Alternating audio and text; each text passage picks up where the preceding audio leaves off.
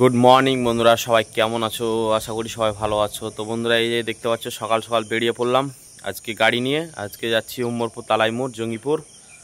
তো বন্ধুরা, তোমরা কন্টিনিউ ব্লগটা দেখতে থাকো, আশা করি তোমাদের ভালো লাগবে। আর এই যে সকাল সকাল বৃষ্টি হয়েছে দেখতে পাচ্ছ, রাস্তা দেখে তো বুঝতে পারছো রাস্তায় জল জমে আছে হালকা হালকা, অনেক বৃষ্টি পড়ছে। আর এই যে ব্যাঙ ডাকছে।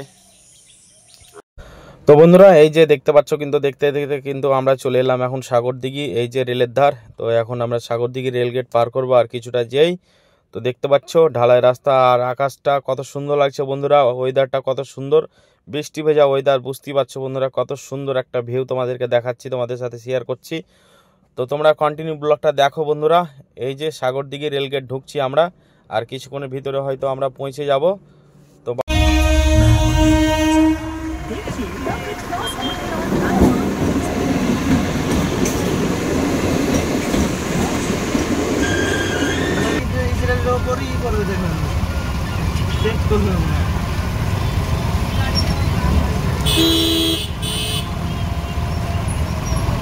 তো বন্ধুরা দেখতে পাচ্ছ সাগরদিঘি রেলগেট পার হয়ে গেলাম, এখন মোরগ্রাম মোড় ঢুকছি। দেখতে পাচ্ছ বন্ধুরা, এই যে সামনে গাড়ি যাচ্ছে আর কত সুন্দর লাগছে দেখো, এই যে হাইওয়ে।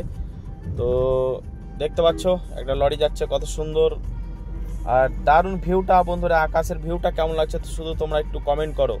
এত সুন্দর ভিউ না, মানে পাওয়াই মুশকিল বন্ধুরা। এই যে সকালের ওয়েদারটা, সকালে যারা যারা তোমরা ঘুম থেকে উঠো তারা হয়তো জানো, সকালের ওয়েদারটা আমার খুবই ভালো লাগে, খুবই ভালো লাগে, এতটাই ভালো লাগে। দেখতে দেখতে কিন্তু আমরা গল্প করতে করতে চলে এলাম এই যে ফাইনালি মোরগ্রাম মোড়। দেখতে পাচ্ছ এটাই বাম দিকে চলে যাচ্ছে রামপুরহাট, দুর্গাপুর, সিউড়ি, যেদিকে যাবে এদিক দিয়ে সব কলকাতা সব জায়গা হবে।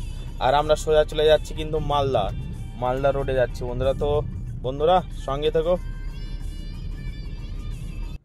তো বন্ধুরা, এই যে চলে এলাম উমরপুর তালাইমোড়।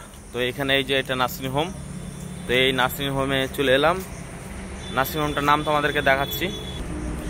এই যে হসপিটাল বন্ধুরা দেখতে পাচ্ছ, এটা হচ্ছে বাসমতী হসপিটাল। আমাদের এই যে আমার দাদাকে, মানে আমার দাদা পেশেন্ট, তো ওকে ডায়াবেটিস পেশেন্ট, তো সেটার জন্য ডায়াবেটিসে বেডে শুইয়ে দিলাম, ভর্তি হয়ে গেল। এখন আমরা বাইরে রেস্ট করব, আর এখানে 4-5 ঘন্টা লাগবে, তারপরে কিন্তু আমরা আবার বেরিয়ে যাব সাগরদিঘির উদ্দেশ্যে।